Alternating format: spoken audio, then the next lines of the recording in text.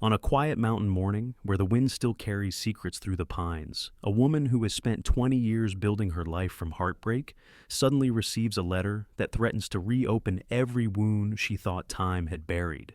And as she steps toward the courthouse on the edge of Redfern County, an aging German shepherd limps through the crowd, fighting past deputies until he reaches her, falling into her arms like he has finally found the home he lost long ago. Why did he remember her after all these years? What truth was powerful enough to bring him back? And what did the man who once abandoned her hide inside the documents that are about to be read? Before we begin, tell me, where are you watching from today? I hope your day is peaceful, warm, and filled with good things. The storm rolled over Redfern County long before dawn, a slow, restless growl that pressed against the pine-covered mountains like a beast pacing in its sleep. The town of Ridge Hollow, tucked at the base of those ancient ridges, shivered under the weight of wind and early spring rain. Streetlights flickered along the narrow highway leading through the valley, casting trembling halos on puddles that tremored under the sky's fury. It was the kind of morning where even the mountains felt weary, as if bracing for something that had already begun to break. Inside a small cabin at the edge of a cedar grove, Lenora Hayes sat perfectly still, staring at a pregnancy test clutched so tightly her knuckles were the color of snow. Lenora, at 27, had the kind of beauty that seemed carved from earnestness rather than vanity. She was tall, with gentle shoulders and a quiet posture shaped by years of navigating life carefully, as though afraid to take up too much space. Her dark brown hair fell in loose waves down her back, slightly frizzy from the humid storm, and her eyes, soft hazel, carried a persistent sadness, the subtle, lifelong bruise of someone who grew up never quite belonging. Raised by a widowed mechanic who drowned his grief in silence rather than cruelty, Lenora had learned early to soothe others and to steady herself.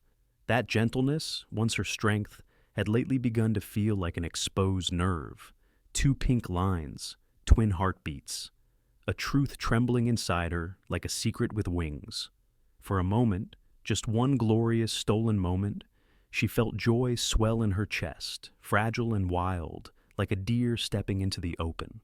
She imagined the faces of the two small souls who would one day call her mother. Imagined sharing the news with the man she loved. The crunch of tires on gravel cut through her dream. A patrol SUV rolled into the driveway, headlights slicing through the rain. Officer Cade Rourke stepped out into the downpour, shoulders stiff beneath his Navy uniform. Cade, 32, was a man sculpted by discipline, tall, broad-shouldered, with ash blonde hair always cropped short, a chiseled jaw perpetually shadowed by stubble, and blue-gray eyes that once softened only when he looked at her. Recently, that softness had hardened into something unreadable. A man born into a family of decorated officers, Cade had grown up under expectations sharp enough to cut. His father, a stoic sheriff who believed emotion was weakness, trained him early. A Rourke does not bend. A Rourke does not fail. A Rourke does not show need. Cade carried those rules like invisible chains. Behind him trotted Brutus, his 3-year-old German Shepherd K9 partner. Brutus was a powerful dog, broad-chested, thick-furred, with a sleek black and tan coat and intelligent amber eyes that always seemed to understand more than anyone said aloud. Though trained for law enforcement, Brutus had a gentle streak, a habit of nudging Lenora's hand whenever he sensed her sadness, as if offering silent comfort. Tonight, even Brutus seemed uneasy, ears pulled back as thunder snarled above the treetops. Cade didn't bother shaking off rain before stepping inside. He stood soaked in the doorway, raindrops sliding down the collar of his uniform, but he didn't move toward her, didn't smile, didn't kiss her. "Lenora," he said, voice flat and clipped, "we need to talk." Brutus whined low in his throat, as if sensing the fracture forming in the air. Lenora forced a smile, standing, heart thundering with anticipation. "You're home early, Cade. Please," he interrupted, raising a hand. "Just let me finish." Something cold rippled down her spine. Cade walked to the fireplace, staring into the flames as though they were easier to face than her eyes. "I've been offered the deputy chief position," he said. "It's the stepping stone to sheriff. Everyone's watching me, county officials, donors, state representatives." A flicker of pride sparked in her chest, but it died quickly, smothered by the tension radiating off him. "Cade, that's wonderful," she said softly. "We should celebrate. I have news too." He turned sharply, jaw tightening. "This isn't a life that accommodates complications, Lenora." The word hit her like a blow. Complications. "What does that mean?" she whispered. Cade exhaled with the detached sigh of a man reciting a speech he'd practiced in someone else's mirror. "Your family background, your job at the diner, your emotional tendencies. The small-town image doesn't align. I've worked too hard to risk being pulled down by instability or unexpected responsibilities." Her hand flew instinctively to her stomach. He noticed, and his eyes went colder. "Cade," she whispered, voice cracking. "I'm pregnant." Brutus froze. The fire seemed to gasp. For a moment, a tiny shimmering moment, something flickered in Cade's eyes. Fear, awe, confusion. Then it vanished. "Then ending this now is even more necessary," he said. "Even more necessary." The room tilted, sound blurred. The storm outside seemed to echo the cracking inside her. Cade reached into his duty bag and pulled out a folder. Dissolution papers, financial separation forms, an NDA drafted with clinical precision. "You'll keep the cabin until the lease ends," he said. "I've arranged 3 months of support. After that, we go our separate ways. You won't contact me. You won't use my name, and the children are your responsibility." His words were a blade sharpened on obligation. Lenora couldn't speak, couldn't breathe. Brutus whined, higher, panicked, looking between them as if begging Cade to stop. But Cade didn't look at him, didn't look at her. He laid a sealed envelope on the table. "This is a parting gift," he said, tone like frozen steel. "You won't understand what's inside, but you may as well take it." Lenora stared through tears that turned the room into watercolor streaks. She thought she knew this man. Thought love meant safety. Thought the child inside her would matter. He handed her a pen. She signed blindly because what else could she do? He collected the folder, everything he needed to sever her. Then he turned away. Brutus hesitated at the door, looking back at Lenora with a soft, pleading expression. His tail drooped, his ears sagged. He didn't want to leave. Cade snapped his fingers sharply. Brutus flinched and followed. "Goodbye, Lenora," Cade said without turning. Then the storm swallowed him. The door slammed. Silence shattered. Lenora collapsed onto the floor, hands over her stomach, as if shielding the tiny lives inside her. The sealed envelope lay abandoned on the table, mocking her.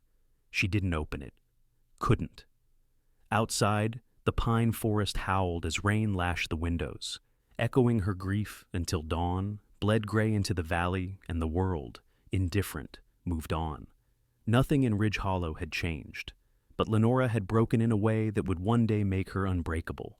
The storm that stole Cade from her life ended sometime before sunrise, leaving Ridge Hollow wrapped in a fragile gray stillness. Clouds clung to the mountains like bruises. Mist coiled through the cedar grove around Lenora's cabin, softening the jagged shape of the world outside. The rain had stopped pounding the roof, but inside Lenora Hayes's chest, it still fell, slow, steady, and impossibly heavy. The cabin was cold, not in temperature, but in a way that seemed spiritual, as though Cade's absence had taken warmth with him. 3 hours had passed since the patrol SUV had disappeared down the wet dirt road. Brutus's silhouette pressed against the rear window until the trees swallowed him. Lenora sat at the kitchen table, a thin blanket wrapped around her shoulders. She held her stomach gently, as though afraid the smallest movement might shatter the tiny heartbeats growing within her. Her eyes were raw, her breath shallow. Yet beneath all the pain, something else rooted itself, a quiet, unyielding resolve. She would not break. By mid-morning, she rose. She cleaned the dishes Cade had left, scrubbed the table where the dissolution papers had rested, folded the blanket he once used on cold nights, and placed the sealed envelope, still unopened, inside a wooden box beneath her bed. She could not look at it, not yet. Her phone vibrated with the only kind of mercy Ridge Hollow offered: work. At the other end of town stood the Willow Ridge Diner, housed inside an old renovated barn painted white with blue shutters. The owner, Marcy Hammond, had texted asking if Lenora could cover another shift. Lenora said yes immediately. Work meant survival. Work meant distraction. Work meant she wouldn't drown. By noon, she was walking down Main Street beneath a moody sky. The crisp air smelled of wet pavement and pine sap. Few people knew her in Ridge Hollow, and even fewer cared to. That anonymity was a blessing today. She pushed open the diner door. Warmth, coffee, bacon, the chatter of early lunch. Marcy Hammond waved from behind the counter. Marcy was in her mid-40s, round-faced and soft-bodied, with curly red hair and hands always dusted with flour. She dressed in bright cardigans and floral skirts, as if trying to bring color into her customers' lives. Her kindness was real, though sharpened by years of heartbreak. Her husband died from an unexpected heart attack at 39, leaving her to raise 2 boys alone. Grief had made her tougher, not colder, just steelier. "There you are, honey," Marcy said, eyes scanning Lenora's face with motherly intuition. "You look like you've been through a war. Sit, drink water first." Lenora forced a smile. "I'm okay, Marcy, just tired." Marcy didn't believe her, but she didn't push. "All right, apron's on your hook, busy day, and don't lift anything too heavy. Your wrists are delicate." Lenora moved through the diner like someone navigating a world made of thin glass. The regulars greeted her with casual nods. One new customer appeared, a tall, bearded truck driver named Cole Maddox, just passing through. Cole had broad shoulders and calm, dark eyes that carried a lifetime of road-worn stories. He ordered quietly, thanked her sincerely, tipped more than necessary, and took his meal outside. A kind stranger, exactly the type who reminded her the world wasn't entirely cruel. As hours passed, dizziness began tugging at her edges. Twice she paused to steady herself against the counter. Marcy noticed. "Lenora," Marcy whispered, "when was the last time you ate?" Lenora hesitated. "Yesterday morning." Marcy sighed, pulled a muffin from the display, and placed it into her hands. "Eat. No arguments. If you faint, you'll scare the customers." Lenora obeyed. She wasn't hungry, but she needed to survive, for the twins. By late afternoon, the diner emptied except for a familiar figure walking in with heavy boots and a presence that filled the room with quiet authority. Elias Moore, a retired Army Ranger turned local woodworker. Elias was in his mid-50s, tall and lean, with a weather-beaten face, silver-flecked beard, and sharp green eyes that missed nothing. He had a limp in his right leg from a deployment years ago, but he carried it with the dignity of a man who lived through storms far worse than weather. Known for being stoic, yet strangely gentle with animals and children, he had trained Cade during the officer's early career, and had always suspected the younger man struggled under the weight of his father's expectations. Elias removed his hat as he approached the counter. "Afternoon, Marcy. Coffee black." Then he noticed Lenora standing at the soda machine, shoulders small, posture deflated. Elias and Lenora weren't close, but he knew her well enough to sense something was wrong. "Miss Hayes," he greeted, voice low and respectful. "You look pale." She forced a smile. "Just a long day." Marcy arched a brow. She hasn't eaten, and she's working herself raw. Elias studied Lenora carefully, like a man evaluating damage before choosing the right tools to mend it. After a moment, he said softly, "Someone hurt you." It wasn't a question. Lenora swallowed. Her throat burned. "I'm fine." "No," Elias said, "but you will be." She blinked fast, fighting tears. Elias didn't press. He simply nodded, an old soldier's promise that some wounds could be watched over without being spoken of. He sipped his coffee and said nothing more. That small gesture, a silence shaped like understanding, was the first kindness she felt all day. Near closing time, Lenora walked home along a narrow trail through whispering pines. The sky was clearing. Orange light slid across the mountains. But the path felt colder now than it ever had with Cade by her side. At the cabin door, she paused. The silence inside no longer hurt. It simply was. She stepped in. Every room carried a ghost, yet she did not tremble. She gathered Cade's forgotten belongings into a box, his spare duty belt, a shirt left over a chair, a mug with a chip in the rim. She placed the box outside on the porch for the department to pick up. Then she knelt beside her bed and pulled out the wooden box, holding the sealed envelope. She touched it, but did not open it. Not yet. Instead, she grabbed a notebook and began writing ideas for extra jobs she could take, budgeting for food, planning the months ahead. She calculated birth costs, childcare possibilities, and emergency savings. She mapped out a life built from effort instead of heartbreak. She stayed awake into the night, planning a future Cade had tried to sever her from. 2 weeks later, she left Ridge Hollow for the quieter, cheaper town of Hollow Briar, renting a tiny attic room above a thrift store owned by a widow named Grace Odell, a thin, white-haired woman in her 70s with sharp humor and sharper opinions, but a soft spot for anyone climbing uphill. Grace gave Lenora a discounted rent and 3 simple rules: keep the peace, don't bring home trouble, and feed her cat if she ever broke her hip again. Lenora agreed. Hollow Briar was smaller, poorer, but safer. She found new work cleaning motel rooms, then a second job at a supermarket, then a third as a bakery helper on weekends. It was grueling, but she endured it with the quiet ferocity of a mother whose universe had narrowed to 2 unseen faces. Each night she pressed her hands to her growing stomach and whispered to her children promises she intended to keep. Each morning she woke, tired but unbroken. And high in the mountains between Ridge Hollow and Hollow Briar, Cade continued rising through the ranks, his name appearing in county newsletters, his face on posters advertising community programs. Yet for all his success, Brutus, his once vibrant partner, began to appear thinner in photos, his coat duller, his eyes sadder.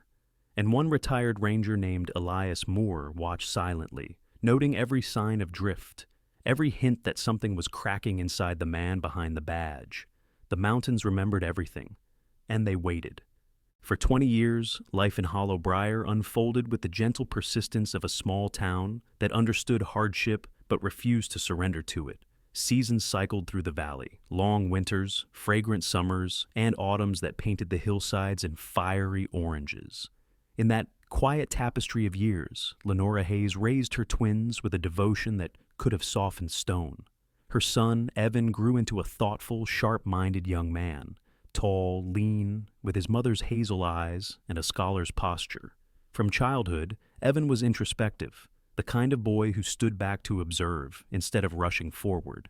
Books were his refuge, debate his talent, justice his heartbeat. By 20, he was studying law, carrying within him the fierce but quiet belief that no one should be abandoned as his mother once was. Her daughter Lila, on the other hand, bloomed into a whirlwind of color and feeling. She was petite, with a cascade of copper-brown curls and expressive green eyes that sparkled with the raw fire of an artist. She felt deeply, loved fiercely, and moved through life like a melody searching for its harmony. She painted everything: their attic walls, scraps of cardboard, even the paper bags from the bakery where she worked weekends. Lila carried her mother's kindness, but none of her restraint. She was bold in ways Lenora had never dared to be. And Lenora, now 47, bore herself with the quiet strength of a woman who had built her life from shattered pieces.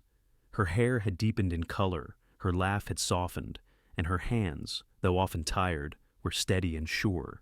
She owned the Twin Pines Bakery, a humble but beloved business that filled Hollow Briar with the scent of cinnamon, walnut, and comfort. People admired her without ever knowing her story, without seeing the ghosts she carried. It was early autumn when the letter arrived. The morning sun filtered through the kitchen window, laying golden stripes on the wooden floor. Lenora was kneading dough while humming an old folk melody when a sharp knock echoed through the house. She wiped her hands on her apron and opened the door. A man in a dark suit stood on her porch. He was meticulous in appearance, slim, mid-30s, with sandy blonde hair combed neatly back, pale blue eyes, and a mouth pressed into a polite but professional line. His suit was too perfect, his posture too rigid, marking him as someone who thrived in rules and legal formalities. His name tag read, Deputy Clerk Robert Minton. Robert, though young, already carried the demeanor of a man who expected to grow old in the courthouse. Raised by a family of bureaucrats, he believed deeply in order and documentation. His co-workers often joked he probably filed his birthday wishes alphabetically. He wasn't unkind, just shaped by structure, a man who found comfort in paperwork, the way others found comfort in faith. "Mrs. Hayes?" he asked respectfully. "I'm Robert Minton, from the Redfern County Probate Office. I'm here to deliver a summons regarding the estate of one Cade Rourke." The name struck her like a breath stolen from her lungs.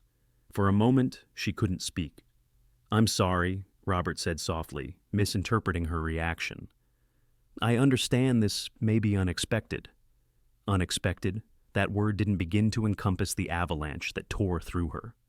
"I haven't spoken to him in 20 years, Lenora finally whispered. Robert nodded with surprising gentleness.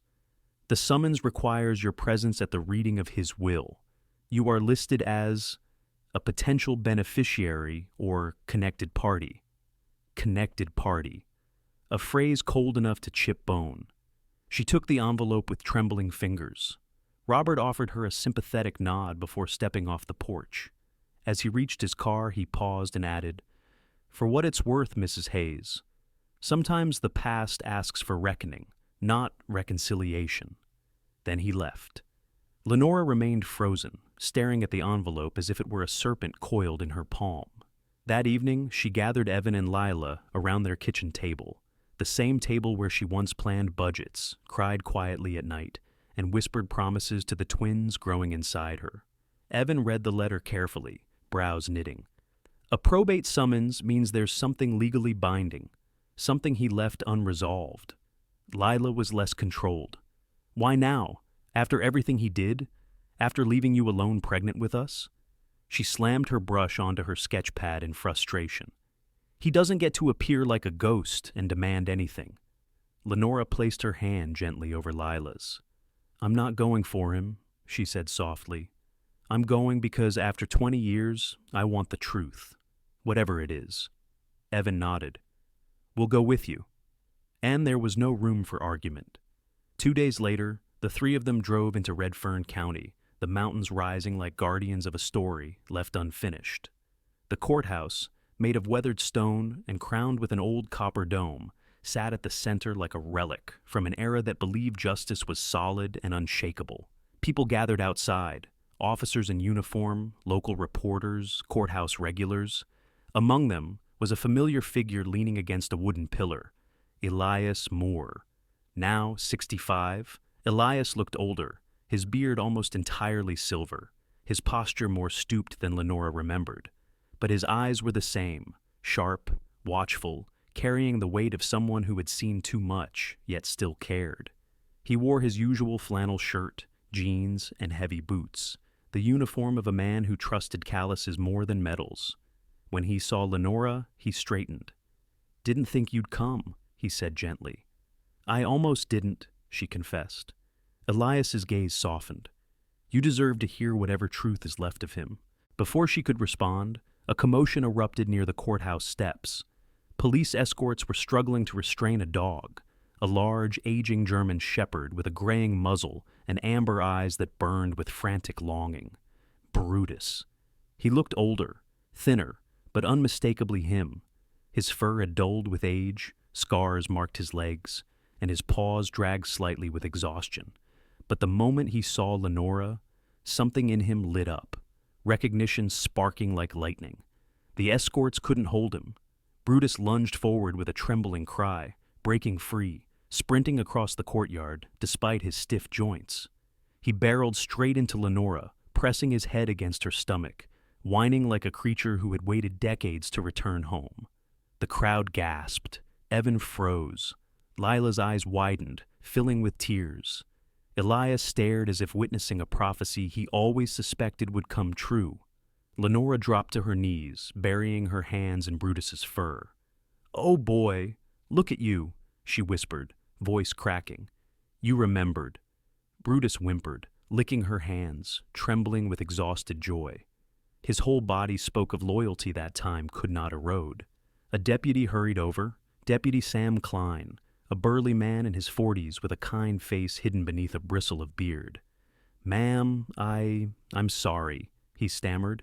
"He hasn't let anyone near him since Officer Rourke died. He's been restless, anxious, almost searching." "He was searching for her," Elias murmured, and everyone knew he was right. Inside the courthouse, the air was thick with curiosity and murmurs. Officers whispered, reporters scribbled. Even the judge's clerk paused mid-step at the sight of Brutus lying protectively at Lenora's feet, head resting on her boot. Lenora felt something strange settle within her, an old wound beginning to shift, not healing, but changing shape. Maybe the past wasn't calling for revenge. Maybe it was calling for truth, and truth, she knew, had claws. The reckoning had begun. The inside of the Redfern County Courthouse buzzed with the kind of nervous tension found only in rooms where truths long buried teetered on the edge of eruption. The corridor leading to courtroom B was lined with portraits of stern-faced judges from the past 100 years. Their painted eyes seemed to follow everyone, as if silently judging those who now approached the threshold of revelation. Lenora walked slowly, Brutus limping faithfully at her side. Despite his age, almost 11 now, his protective instinct had deepened, not weakened. His fur, once a glossy black and tan, had faded to a softer, worn palette, and a silver streak ran from his muzzle up between his eyes. But he walked with purpose, pressing against her leg as though anchoring himself to the woman who had once been his safest person in the world. Behind Lenora, Evan and Lila walked in quiet unison. Evan's jaw was tight, posture upright, his protective nature sharpened by the looming sense of conflict. Lila, clutching her sketchbook against her chest, kept stealing glances at Brutus, sometimes sketching his face absent-mindedly with trembling fingers, as though capturing the exact emotion of this moment might help her understand it later. Near the doors of the courtroom stood a tall woman surrounded by a cluster of reporters, Savannah Colt. Savannah was in her late 30s, tall and slender, with striking blonde hair cascading in perfectly curled waves down her back. She wore a tailored dark red blazer, black pencil skirt, and heels sharp enough to stab implications into the ground she walked on. Savannah had a beautiful face in the way statues were beautiful, perfect, cold, and smooth. Her brown eyes, however, told a different story. Ambition sharpened into entitlement. She was the kind of woman who spoke with a voice soaked in honey but carried barbs under every word. Savannah had grown up in a wealthy political family, used to power and manipulation. As a child, she witnessed her parents' public battles, an endless war of reputation and control. That upbringing carved her into someone who believed affection was transactional and security came only from climbing, clawing, conquering. When she first met Cade Rourke at a charity banquet, she saw not a man, but a ladder, and she had climbed him. Savannah's gaze cut through the crowd like frost until it landed on Lenora. Her lips curled, not in a smile, but something far more poisonous. "Well," Savannah said loudly, ensuring everyone could hear, "I wondered whether the town ghost would actually show up." Lenora didn't respond. She didn't need to. Brutus stepped between them, a deep rumble vibrating in his chest.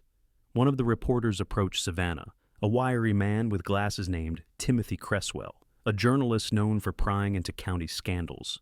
Timothy was small-framed, with a perpetually hunched posture and a nervous energy that made him seem like he was listening to 3 conversations at once.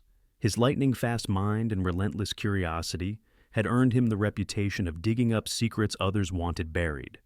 "Ms. Colt," Timothy asked, holding out a recorder, "how do you feel about the unexpected presence of Ms. Hayes at the reading? Did Officer Rourke ever mention her to you?" Savannah's smile hardened like stone. "Ms. Hayes is irrelevant to this estate. She is a relic of Cade's past, one he chose to leave behind." Timothy turned toward Lenora. "Mrs. Hayes, do you have any comment on—" Evan stepped forward smoothly, his voice calm but firm. "No comments until after the hearing." Timothy's eyebrows shot up in impressed approval. "Future lawyer, huh?" he muttered. "Good luck in there." Then he slipped back into the crowd, like a shadow seeking more whispers. Elias Moore appeared moments later, walking with slow confidence. Even in a simple flannel shirt and weathered boots, he radiated a quiet authority that reporters instinctively stepped back from. His eyes met Lenora's, offering silent solidarity. "You ready?" he asked. "No," she answered honestly. "But I'm here." Elias nodded. "That's enough." Inside the courtroom, the air felt thick, almost heavy, with expectation. The wooden benches groaned under the weight of onlookers, officers in uniform, local officials, nosy residents, and reporters scribbling furiously. The judge already sat at the bench, reviewing documents with the calm deliberation of a man accustomed to storms of human emotion. Judge Albright, now in his early 70s, was a tall, austere figure with a full head of white hair and wire-frame glasses perched low on his nose. His stern face softened only when speaking to children or animals, never to adults. He was known for being fair, unbending, and allergic to theatrics, a trait that made everyone sit up straighter in his presence. His patience for nonsense was measured in grains of sand, not hours.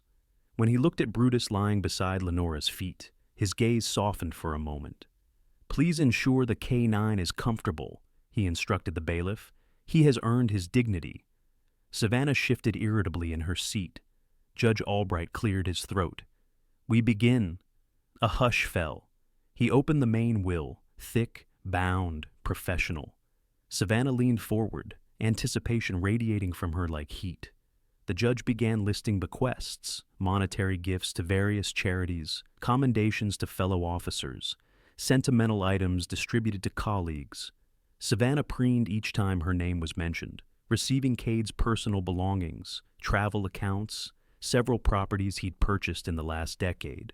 She threw Lenora a triumphant glance, a look designed to wound, but Lenora did not flinch. Her expression remained serene, anchored by the steady pressure of Brutus's head on her knee. Then the judge paused. His voice shifted slightly, still calm, but heavier. "We now arrive at the matter of the primary asset, the Rourke Tactical Training Foundation and its associated subsidiaries." Savannah straightened like a queen awaiting her crown. Judge Albright glanced at her briefly, then at Lenora. "According to this will, Ms. Savannah Colt receives 10% ownership." Savannah's smile froze, her eyes widening with disbelief. 10%? She whispered sharply, leaning toward her attorney, a tense man named Gerald Pike, a compact, gray-haired corporate lawyer known for his ruthless efficiency. Gerald was short, square-shouldered, and perpetually frowning, as though skeptical of gravity itself. He leaned closer, flipping through his copy of the will rapidly, confusion growing across his face. The crowd murmured. Judge Albright continued. "However, the remaining 90% is governed not by this will, but by a separate legal instrument predating the foundation itself." Gerald Pike shot to his feet. "Your Honor, a correction." "No correction," Judge Albright said firmly. "This court has reviewed the document."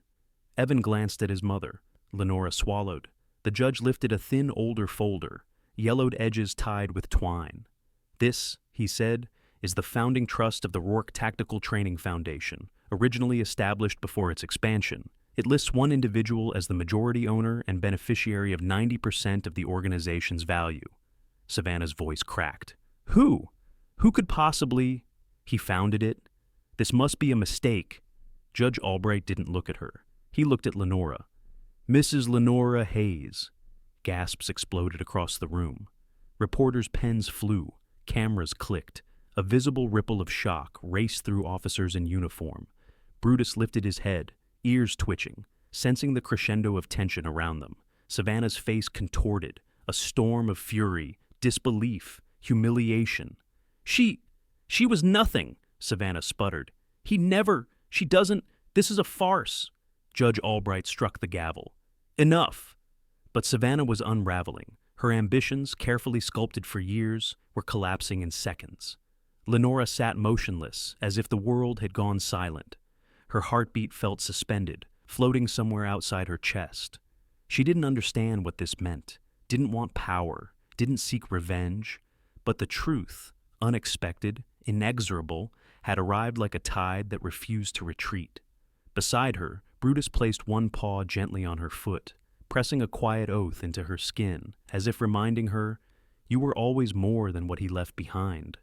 The reckoning had begun, and this time it was not built on abandonment, but on truth. Truth sharpened into a blade the past could no longer outrun. For several long heartbeats, the courtroom felt suspended in an impossible stillness. Even the air seemed startled by Judge Albright's pronouncement, as if the truth itself had leapt out from 20 years of shadows and refused to return to silence. Every eye turned toward Lenora Hayes, the woman who had arrived as a footnote to someone else's story and was now revealed as its core. Lenora sat frozen. She wasn't thinking about wealth or power or revenge. Her mind drifted instead to the rain-drenched night 20 years ago, the way Cade had handed her a sealed envelope with detached coldness. A parting gift, he'd called it, and how she'd tucked it away like a wound too raw to look at. Now, with Brutus's warm weight pressed against her leg, she felt a trembling awareness bloom inside her. The past hadn't been buried. It had been waiting. Across the aisle, Savannah Colt was unraveling. Her perfectly curled hair, once gleaming with pride, now seemed wild around her face as she gripped the bench for balance. Her voice, usually smooth as polished marble, shook like cracked glass. "This is absurd," she spat. "She hasn't been in his life for decades. She doesn't deserve anything. This is fraud." Her lawyer, Gerald Pike, whispered furiously at her to sit down, but Savannah shoved his hand away. Her spiral was spectacular, beautiful in its collapse, tragic in its inevitability. Judge Albright lifted one white brow. "Ms. Colt, the court will not tolerate interruptions." Savannah backed down, but her eyes burned with the ferocity of someone watching a carefully crafted empire crumble. The judge turned to the courtroom clerk. "Bring the supporting documents." The clerk, a middle-aged woman named Harriet Boyle, known around the courthouse for her calm efficiency and her fondness for herbal teas, rose. Harriet was petite, with gray-streaked hair woven into a tidy bun, and wore simple rectangular glasses that always seemed on the verge of slipping down her nose. Years of dealing with emotional litigants had carved a sort of gentle patience into her voice. Nothing shocked her anymore, but even she seemed rattled as she carried forward the thin, yellowed folder. Harriet laid the file before Judge Albright, who untied the twine binding it. "This," he said, "is the founding charter of the Rourke Tactical Training Foundation, originally LP Innovations." A stir, murmurs. Evan leaned forward. Lila covered her mouth. Brutus let out a soft, confused whine. Judge Albright lifted one brittle page, his voice steady. "The trust lists Ms. Lenora Hayes as the majority owner and beneficiary of 90% of the Foundation's assets."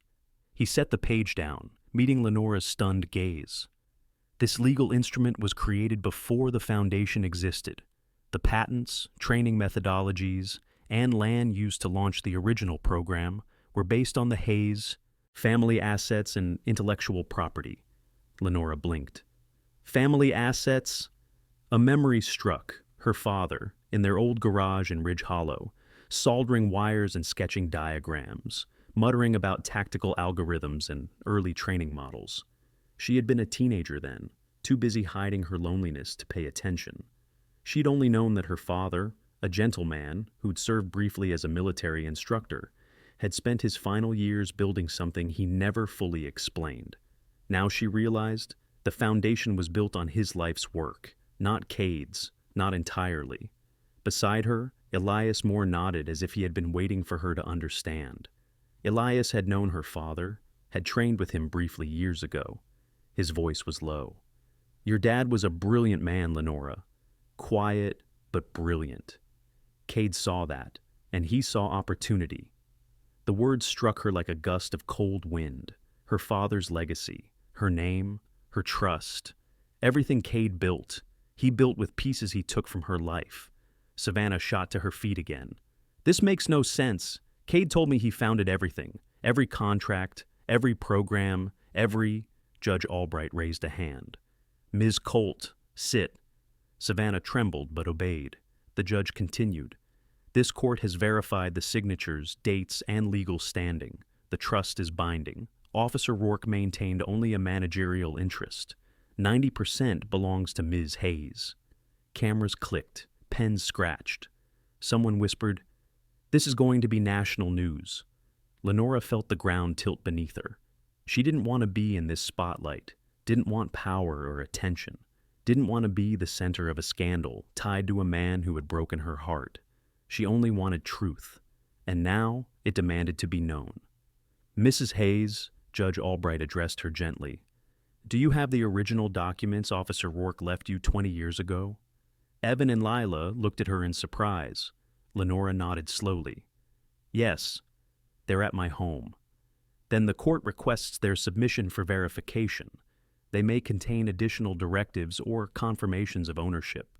Savannah laughed, a single sharp, bitter sound. Of course she kept them. Women like her always cling to scraps. Evan turned sharply. Women like her raised 2 children alone and taught them integrity. "Watch your mouth." Savannah's face drained of color. Judge Albright rapped the gavel. "Order!" After recess was declared, the courtroom emptied into the bright hallway. Reporters swarmed like bees, microphones pointed like stingers. Before they could reach Lenora, a woman stepped in front of her, blocking them with surprising firmness. A stranger. She was in her early 50s, tall, with a sturdy frame and warm brown skin. Her salt and pepper curls framed a face both stern and kind. She wore a green knitted sweater and carried a leather notebook under her arm. Her name tag read, Monica Reyes, social counselor and trauma liaison. Monica was known in the county for supporting victims, families, and civilians caught in legal storms. She had a voice like steady rain, calm and cleansing. "Back up," Monica said to the reporters, her tone soft but unyielding. "Give this family room to breathe." The reporters grumbled but obeyed. Monica turned to Lenora with warm, assessing eyes. "You're overwhelmed," she said. "Let me walk you out." Lenora nodded, barely able to speak.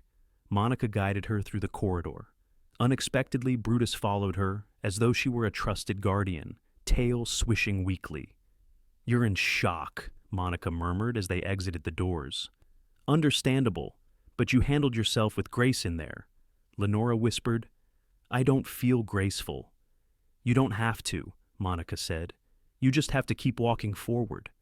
Elias joined them, quiet as ever, but protective.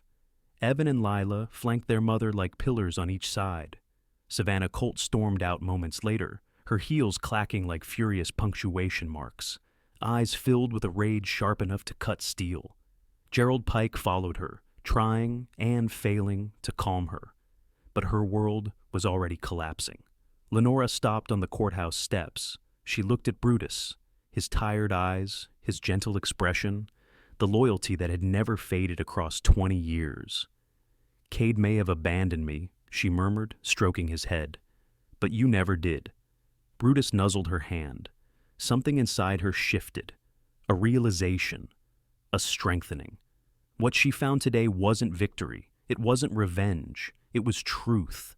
The truth her father left. The truth Cade hid. The truth Brutus remembered.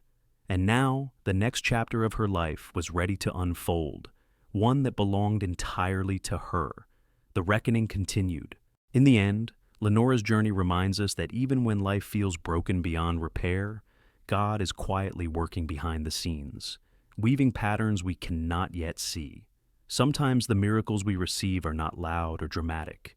They come in the form of people who stand by us, wounds that finally heal, truth that rises after years of silence, or a loyal companion who never forgets the love we once gave. This story is a reminder that God never abandons us, even when others do. He guides our steps, strengthens our spirit, and leads us toward a future that is kinder than the past we survived. May this message stay with you in your daily life. If you are carrying something heavy, trust that God is already preparing the answer. If you feel unseen, know that He sees you. If you feel lost, know that He is guiding you back to light. And if you believe that every act of love and courage plants a seed for tomorrow, then you already understand the quiet miracles that shape our days. If this story touched your heart, please share it with someone who needs hope. Leave a comment below, subscribe to the channel to hear more stories of faith, healing, and second chances. And may God bless everyone watching today. If you believe in His grace and the power of quiet miracles, comment Amen.